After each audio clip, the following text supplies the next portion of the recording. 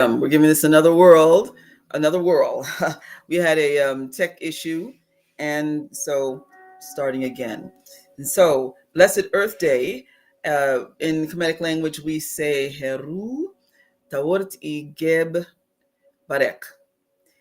And so that is honoring the energies of Mother Earth Tawort and also Father Earth Geb. And so even though it's the end of the day and my computer had to do this whole upgrade thing and start over and all this. And, I taught my first yoga class at a new senior citizens um, um, recreation building and had a great class this morning. We did chair, Kemetic chair yoga. And then it was, a very beautiful day. The weather was lovely. And I just decided I wanted to take my time and enjoy being out in nature. And so it's a great time of appreciation, okay? Uh, this is a time where we remember the environment, we remember living harmoniously. But in Kemetic tradition, in all honesty, every day is Earth Day. Okay, Herunebu, every day. So, what are the lessons of mindfulness that go along with this? Well, every day in the recitations of the 42 principles of Ma'at, we honor the earth and we take our promise, we make our promise and our pledge to uh, to be sensitive to the earth. Okay, are you able to hear me now? Let me know and please share that I am on the air. There was some kind of issue with not being able to get back into the Chenu Living group. I've got to check on that and see what that's all about. But in the meantime, hey, we forge forward, okay? So, the 42 principles of Ma'at. We honor. I will not hoard, disrespect, abuse, or misuse the land, nor deprive my loved ones and community of a rightful inheritance. Well, what is that inheritance? Part of that inheritance, the main part of the inheritance is the earth, this planet. How will we leave the planet to the next generation? What kind of condition is it going to be in? And what kind of responsibility do we have to make sure that this planet is healthy and that we are healthy because of the fact that we have given a great deal of love and concern to being here, to honoring the environment and maintaining harmonious balance. So for us, Earth Day is every day. We also say, I will not waste precious food. I will not waste precious water. I will not jealously desire to obtain that which is not mine. Now that last one, that is, it pertains to so many things, but it also refers to um, trying to keep up with the Joneses. This person has this plot of land and this giant house, and therefore you want it as well. And not from any kind of a place that is of pure integrity, but just from a place of jealousy. That's not healthy. And also for people who just take too much land. You've seen houses where you have these giant mansions and with all these rooms, and you only have maybe like 4 people living in it. Sometimes there's only one person living in it. And, really, what kind of balance is there in that? We also live in a world where there are so many empty homes, so many homes that have been left abandoned, and so much property that can be developed for people who are neighbors without addresses. Yet and still, we find that they are on the street or in shelters. And so, what can we do to help alleviate that? Uh, there's just absolutely no reason why we should have all of um, these vacancies, yet people who don't have a place to live. It's just not even right. It's not fair. So I'm encouraging everyone to just get involved in what's happening in their world, in their local government, and also in the state, and also the the country that you live in. It's important to know what's happening and to be able to lend your voice to doing what is right. Now, when we deal with um, the body, because the body is a reflection of the earth and vice versa, we look at how we treat ourselves and how we treat the world that we walk upon. So we have a tendency to, in African culture, say that your body is your earth, but that was the belief in Kemetic culture as well. That which is without is also within. So what you put into yourself should be something that is harmonious with living a balanced life, where you're not filling yourself up with a bunch of garbage and with a bunch of processed foods, but living according to what is natural and healthy with the land. Now, let me just dispel a rumor for you, or a myth, because there are those who say that in order to be Kemetic that you must be vegan or vegetarian, and that is not true. It's true that the best thing for you is to live in balance and to live a clean life. But the truth is, people express concern about what happens to the animals and with meat eating. And certainly I am not a fan of the way that animals are being abused for human consumption, and the disrespect that they are shown. It's horrific. But I want to just share with you that, people say that if it has a face, you shouldn't eat it. Well, plants communicate. Plants are living and they communicate with each other. If you look on YouTube, you'll find videos about how it is that plants communicate, and especially if they sense that some danger is near. And they warn each other. Now, there's some plants, if they're getting invaded by caterpillars or aphids or other insects that eat them, they will change their chemistry and set off an alarm that actually reaches out into the atmosphere, that the predators of these creatures pick up on. So, in other words, it's like a clarion call, like, listen, I'm getting chewed up over here, but there's food here for you. You help me out and come and eat this caterpillar. And the birds will show up based on this call that plants will send out in order to save themselves, and also in order to save the rest of the plant life that is there in their environment.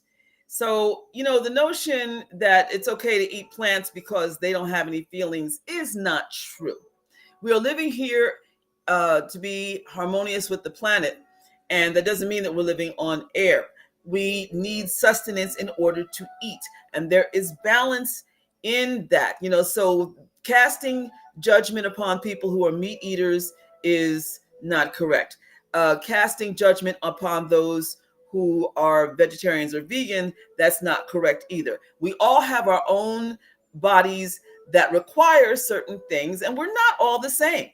So to live in harmonious balance, it means to understand and have a deeper knowledge and also compassion for the human condition. Not everyone is the same. So just understand that. And this is also why you should give a special thanks to the food that you consume, because it basically is sacrificed itself in order for you to nourish yourself. However, you should give thanks to everything that is here on the planet, because it helps to sustain us, and we have an obligation to help it to remain healthy as well. So, I always hearken back to the story of Kenemu, and the story of how the Nisu, or the king Jaser or Joser, neglected to carry out his responsibility in terms of ritual and ceremony where we're supposed to bring um, the Hetep tablet with the sacrificial elements, the food, the bread, the fruit, and the beverage, just to say thank you to Kinamu for throwing open the floodgates and allowing the waters to come and to irrigate the land in ancient Kemet so that the crops could grow. But because, according to the story, Jasir was arrogant and said, I ain't gotta do no rituals. I ain't gotta do a ceremony. I'm good. Everything will be fine. And his holy men, after people started dying and there was a famine for 7 years, finally went to him and said, look, we consulted the ancient scrolls left by our ancestors. You got to do these rituals, okay? Or else we're going to just die out, all right? And they prepared a Hetep tablet for him to take up to the temple of Kinamu, where he humbled himself and laid the Hetep tablet down. And remember, Hetep means peace, but it also means peace offering. The Hetep tablet is the sacrificial tablet or tray that was used to, if you want to say supplicate the Necharu, then there you go. But also in supplicating the ancestors and so forth. But it really was a symbol of balance, of respect, and saying, to the divine, okay, you give to us, and this is how we're going to give back to you. And ultimately, when sacrifices were made in communities, then there would be a community feast. But Jasir wasn't thinking of that. And it's really ironic because Jasir or Josir means holy. His calling was that of a holy leader. And he was caught up in his ego instead of yielding to what was best for the community. And he was all up in his head, arrogant, and refusing to acknowledge the fact that folks were dropping dead. People were getting sick because of the fact that there was no water. And with no water, they couldn't grow any crops, So so Jasir goes up the mountain. He goes to the temple, the tabernacle of Kinamu, and Kinamu speaks to him in a dream state, and he basically laid him out. Okay, where you been? and and he says to him, "I am your father. I know you. I made you. My two hands crafted you. My two hands embraced you, were around you, shaped you. I know everything about you. I know every stone you stand upon because I created them. And, look, take a look at the temple. Does this look like some place that I should be living in? Okay, it's coming to disrepair. And you have not come up here, so you don't know. So what you need to do is repair my temple. And also, you need to be mindful of the people that you are ruling over and serving. Okay, because the Hetep tablet was also a symbol of being in service to divine and to the people. It's not about being up here in your head and all in your ego. It's about humbling yourself and realizing that you have a greater responsibility and that you have to maintain balance because of the role that you are in. The higher you go, the more responsibility there is. So Kinamu tells him what he needs to do in order to repair the temple. But he also tells him, because you finally humbled yourself and you got your ego out of the way, I'm going to throw open the floodgates. And as long as you stay mindful of your task, then you shall have the water that is necessary to irrigate the land. And with that, Jasir made the promise that he was going to set an example for the rest of the community and conduct the Hetep tablet ritual and bring offerings and encourage the rest of the community to tithe. The concept of tithing came out of this, to tithe and bring a tenth of the best of their bounty, no matter what it was. If they were crafts people, if they were chefs, if they were bakers, if they had farmland and they had the bounty of their harvest, to bring it at this time. Because, see, this was not just a matter of trying to placate the Netcheru, okay, or the Netshir in this case, Kenemu. Although Hepi is considered in this also, because the Hepi, being the holy container of the sacred waters. It is also about being mindful of how all of this food being brought forth after the essence of the Netcheru came around it and upon it, the people ingested what was brought forth. So you ended up having a community feast so that no one was hungry. Even if someone was only able to bring a little bit, then they were still able to enjoy and consume the bounty brought before the Netcheru.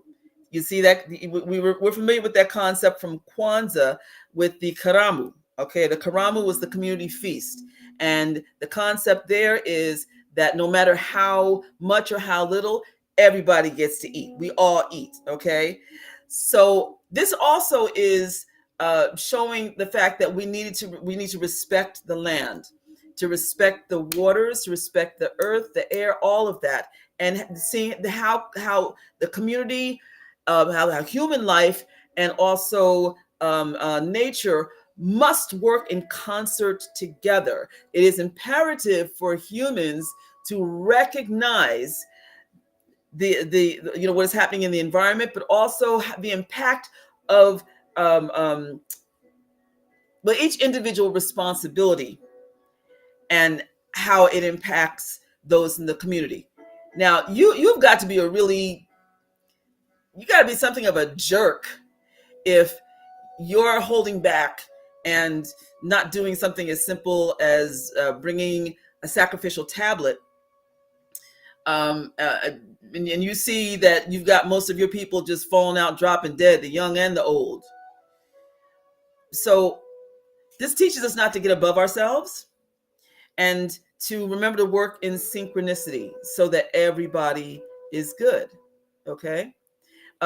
We also find that oftentimes folks, I find, are afraid of, or they stay away from the concept of tithing because they say, oh, that's not African enough for me. Oh, that sounds too Christian for me. No, it started in ancient Africa. Okay. It's a symbiotic showing of gratitude and understanding of our place in nature. We need to remember this planet can get along quite well without us, quite well. Now, in one of the ancient books that is that has one of my favorite passages, it talks about the importance of honoring the land, respecting what has happened in nature, and restoring the temple. And so this is in the book of Petwasir. Petwasir. I'm sorry, no, yeah, this is the long biographical inscription of Petwasir, or it says Pet Osiris, but it's Petwasir. So it goes on in explaining about how the temples had been affected actually by floods and had been worn down, in particular the temple of Heket. And in his praise writing, he talks about how he honored Kenemu, and saying he had been under the water of Kenemu, meaning that he was a devotee of Kenemu, or named a child of Kenemu for the longest time, and has always honored that. But because of the fact that these other temples were within the main temple of Kenemu, he recognized, as King Djoser should have, that he had to do something to restore the temples. And it goes on in detail to explain about his doing it, and basically the joy that he had in repairing these temples. I built the house of Nehemetawi, the one who made what is, and the house of Hator, lady of the southern sycamore, the like of Nehemetawi. Nehemetawi is the Kemetic term for the Nechrut, or goddess, for lack of a better term, Nechemetewit, which means the rescuer, the savior, the deliverer. Um, the like of Nechemetewi, the mother of the divine. I built them of fine white limestone, finished with all kinds of work. I made these goddesses dwell there. In other words, I prepared the house for them for of spirit for them. I made an enclosure around the park, lest it be trampled by the rabble. It goes on and on. And I made a solid work of the wall of Kenemu's temple to gladden the heart of my lady Nechemetewi when she sees this work every day. It's a beautiful, beautiful piece. And again, it reminds us of the symbiotic relationship that we have with the divine and also with the earth. Now, in this case, it was not a matter of a famine. In this case, it was a matter of a really somewhat excessive flood that eroded the foundation of one particular temple, and the care and love that he took and showed in restoring it. So, authentically Lola, how are you? It's good to see you. And Constance Woo Woo, how are you? So, the last thing I want to share is in terms of understanding living in harmonious balance. This means not only our concern about the earth, but also our concern for one another. Now, I'm gonna make this. I'm gonna share this on a personal level because I need to really stress this point. Listen, I've spent years doing research. I spend hours every day also doing research. And it's not even just about the research. It is about the fact that I got my receipts. Okay. I've done the work and I continue to do the work. It is not right for people to call me and make it seem like they're trying to be all chummy with me, and knowing good and well that I have a consultation fee, and they're trying to get around the consultation fee, or they're calling me out of the blue and trying to pump me for information. This is like when people go to school and okay, say you study, you've done the work, and then you have the person sitting next to you who has done absolutely nothing. And they sit there and look at your paper and they copy off of your paper. You get an A plus, they get an A plus. No. There's no my eight in that, because there is no integrity in that. It is dishonoring the person who has put in all of the work to get that A plus, and you're piggybacking and cheating off of that person. So let me help you all understand something. For those of you who are not fellow scholars where we exchange information, for those of you who are not my godchildren or my students, do not try to call me to pump me for information.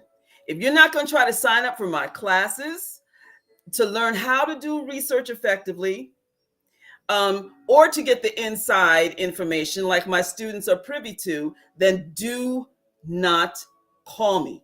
Do not disrespect me. Do not think that I'm just going to be a pushover. Listen, those pushover days of Imakhu are gone. You understand? It's not happening anymore. Okay? Maybe 4 years ago, you were able to get a lot of information out of me and keep me on the phone. And even though I'd be drained or whatever, those days are gone. Oh, bye-bye. Okay?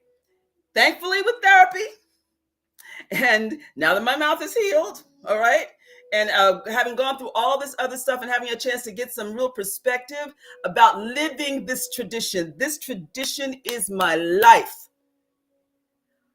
I have come to the place where I've had to call people on the carpet, let them know, and people get upset with me. You can be upset, okay? Be that. Be upset because the fact that you can't get over on me anymore, you can't extract information from me anymore that you do not deserve to get. Don't call yourself a leader and then you don't want to do the work, okay? Period. Also, do not order services from me where I end up putting in time and then all of a sudden, because you get in the money jam, you try to get your money back. You don't have your house painted. You don't put it in order to have your house painted and then go away on vacation and then come back like, ooh, I don't have as much money as I thought. And then tell the painter after your house is already painted, I'm short of funds. Can you give me my money back? Don't do that to me. And don't disrespect yourself in that way either. And I'm going to be bold and frank in saying this. I know, and this is only my brothers and sisters, well, no, sisters, okay, who have done this. I know good and well you would not do this to somebody who is outside the culture. I know that. All right. And also, yeah, you've seen me broken for the last few years. Those days are gone. I ain't broke no more. All right. And this person right here, this is the Imakhu that my community here in Newark has known for years. Okay. And the arts community, because they know Queen Mother don't take no mess. Okay. So let's be very clear on that. Yes, I'm a high priestess. Yes, I'm a minister, but I have my level and I understand my 8. You go do your work. I have done mine. Okay. Period. You can buy my books and my literature, and you all right, you can do that. But don't expect that I'm going to spill my guts to you simply because of the fact that you don't want to do your own work. No. And see, I'll tell you something. The other thing that I have learned is that in terms of the book, because my biggest thing has been the fact that there's so many people out there just ripping off other people's information. I've had it done to me. And also the question of how much knowledge should really be in that in my materials. So those who get the deep information, there'll be 2 sets of books, one for the public, one for my godchildren and students. Okay. Now, I am starting a new series of classes. They will be online. They will be video. And this is for my own protection too, because quite honestly, over all these years that I've been teaching, I will say class is an hour, or even for some, I'll say 2 hours. And then it would end up becoming 3, sometimes 4. People just, asking. This is not about the information that I put out, because I know I put out a lot of information. But I need to have balance. And I need to be able to safeguard myself. I love teaching. And I love teaching this tradition. Okay. But the thing I also teach is about cognitive thinking, and also, which is Shenu, and also Eri, which is to do. It is action. Okay? There is no laziness in this tradition. None. If you are sincere about this, then you understand that everything begins and ends with my 8. Don't contact me and just say your name and then just say what you want from me. You give me my respect as according to this protocol in this tradition and in all African-centered traditions, okay? That tells me alone what kind of leader you are, if you are really entrenched in this, or if it's just something for you to try to give yourself a name and big yourself up. My 8, order, reciprocity, balance, justice, what is fair, higher love, coming from a place of higher love. That is what we stand on. That is what I live by. This is why I have a conscience where every day, how much information should I put out?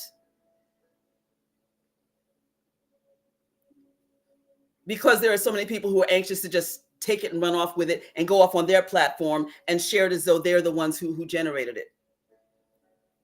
Do not think that there are not karmic repercussions that come from this. Not generated by me, okay? Because whatever action you put out there in the universe is going to come right back on you. That is divine law. If you think you can skirt that, then you're really playing with this tradition, period. Don't call yourself African-centered. Don't call yourself a Kemite. Don't do it. Because if you're not doing your best to truly live this culture, then playing around with it is not wise. That's all I have to say on this matter, okay? If you want to get a hold of me, I'm going to ask you that you please go out of your way to text me and text me correctly, all right? Also, I have to be honest also, I've got some exes out there who have some flying monkeys who still come and will dip in class, just to come and spy, either to take information back or to just give my business, to tell my business, okay? So yes, I'm going to be extremely cautious. I've had people lately who come and ask me about class, and I'm grilling people. I'm really grilling people now. Those days of just having friendly conversation are no more, okay? If you are really supposed to be here, then you need to have the oracle reading. This is African tradition, okay? You need to fulfill the requirements to find out if you really need to be here. That's for your benefit, but also for mine, so that my time is not wasted, all right? But also so that you know that you are on the right path. So trying to jump around that, can't do it. No. You have to follow the standards so that there is, again, harmonious balance, okay? Now, what happens when I end up putting out a lot more information, a lot more work, and other people, the other side, you're just take. Then instead of this, you have this. And I'm down here. Why? Because of all the energy that's been put out. There's no fairness in that, no balance in that, okay? Okay. Brandon says, yes, balance and learning, then to give, and when you get too much is truth. Yes, the balance between giving and giving too much needs to be learned and taught. Yes. Thank you for confirming that. Yes. Anybody have any questions about that? You can place it there at the bottom of the stream. And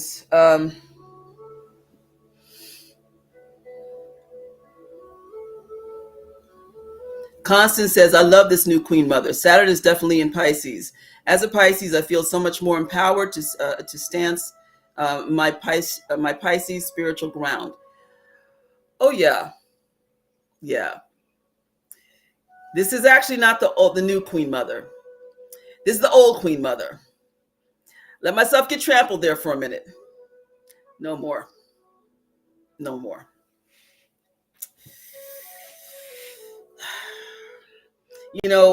You'll have people sometimes that enter your life who really have the hopes of breaking you. I'm not broken. I was kind of broke up there for a minute, but I'm good. People see me strutting around town in the way that I used to, and back involved in the activities I used to be in, and they're so glad to see me back. I'm glad to see me back too. It's about regaining the balance in your life. Are you living harmoniously with your environment and within yourself? Yes, bent but not broken. Thank you for that, Brandon. Yes. And what does harmonious living mean to you? It's worth putting in the work to get the change that you need in your life. Sometimes it means you have to move. Sometimes it means you're called to stay, but then do all the work necessary for your community in order to help it to be a better place to live for everybody. But you have to know exactly what your calling is. And not to be pulled by somebody else simply because they pull you this way, not to feel as though you have to suppress yourself because you want to keep peace in your household because somebody else is being overbearing. It is about being in harmonious nature. The person you should be, the person you're with should be able to support you in that. You should be able to support them so that it's not just, again, the whole thing about one person giving, another one taking, giving, another one taking. The idea that you are here to support each other because you are a divine unit, and it is about what you are bringing to this existence: balance, higher love, order, reciprocity, balance, justice, what is good and fair. Okay? All right. Well, with that, I'm going to say goodnight. Geruna Fair. And I pray that you have a wonderful tomorrow. Again, it's always this thing of planning to be on every day and then having to honor what's going on in my body as I continue this healing process. But you can tell from the way that I'm talking, I am so much better than I was. And I'm so very, very grateful. And the wisdom lessons that have come from all of the last several years, I hold them dearly, okay? But especially because I ain't going through that again, okay? I've had years to reflect on the whole thing about teaching, seeing who's really in your circle, who's there for you, and also being wary of those who are trying to come for you. Okay? Do remember you have a right to protect yourself energetically every day. Pray for your protection, pray for your strength. Give honor to your Paut Necharu, that's your spiritual crew that surrounds you. All right, those are your special guardians, whether they're Orisha, whether they're Loa, whether they are, in this case, the Necharu, and also your high ancestors of light, the Imakhu Ishepsu. Give thanks to them every day, and of course to the most high divine source that they emanate from, which is Nebechir, also known as Netshur. Okay? All right. So, if you have any more questions regarding the video classes that'll be starting, including the Kemetic Yoga, then please reach out. It has been a joy to provide Kemetic Yoga classes to the community and introducing them to our culture. The Saturday classes are going well, and I just started a class with senior citizens today at a community center, and it was so well received. This is the blessing. And this is also the part of giving back, because I'm doing these free for the community. And so this is a part of my tithing, because tithing does not necessarily always mean money. It can also mean what you are giving, what you are sacrificing of yourself in order to make your community better, for the greater good. So for those who are in the Essex County area, if you're interested in coming to the Shenu Kemetic Yoga classes on Saturday, they are from noon. Well, roughly about 12:30 by the time we finish our art class that's given by Greg Banks. Amazing artist, fellow elder artists. We're like the long in the tooth, long old heads here in the newer community art scene. He's a beautiful, beautiful brother, has a tremendous art class that he is teaching from 10 to 12. And so I decided to start taking that class because I need to brush up on some of, no pun intended, but brush up on some of my painting skills, sketching, especially for just being an artist, and especially with using the meta nature, that comes easily to me. Painting, it's something that I do and I love, but it's something I feel I can refine. And the fact that I have this opportunity to do this before I have my yoga class is beautiful. So I've been telling people, come take the art class, and then we'll do the yoga class. It's a beautiful flow. Okay. And if you would like to bring the yoga classes to you or study with me privately, like I have people who will call me and ask me if they can have a meditation session, and they'll just pay me for the meditation session just because they're overworked, they need a boost, or maybe they are the the grandmom who has to take care of her kids most of the day, the grandkids, or has gotten custody of the grandkids, where they just need to have a little break and do an hour of comedic meditation. Then by all means you can do that as well. Okay, so now we're at 40 minutes, and so with that I'm going to say iri is action and activism. I am an artivist, meaning an artist activist, and I teach also activism from the comedic theologian perspective. I truly believe that the comedic that liberation theology actually started way back in ancient Kemet, and so I teach from that perspective. It's not a matter of just sitting back; it's about what you are doing, what you are putting out in the world, how you are actively affecting change, as opposed to just being somebody who's pontificating. Eri, action. Ib, the heart, and the mind, the intention. Focus on what your intentions truly are and where your passions lie. And we also say, well, Jabu is a symbol of restoration and peace through restoration of the heart, mind, and soul, but also restoration in terms of bringing balance to those who are owed. It's kind of like um, um, reparations, but it is also a term of healing. But this is a very strong peace symbol. And uh, then also, of course, we say Merea, which means much love, and Heri, which means to be at peace. Oh yes, Ib also means mindfulness. That's the operative word in talking about overlooking and caretaking for our environment. And remember that we all live on this earth plane together.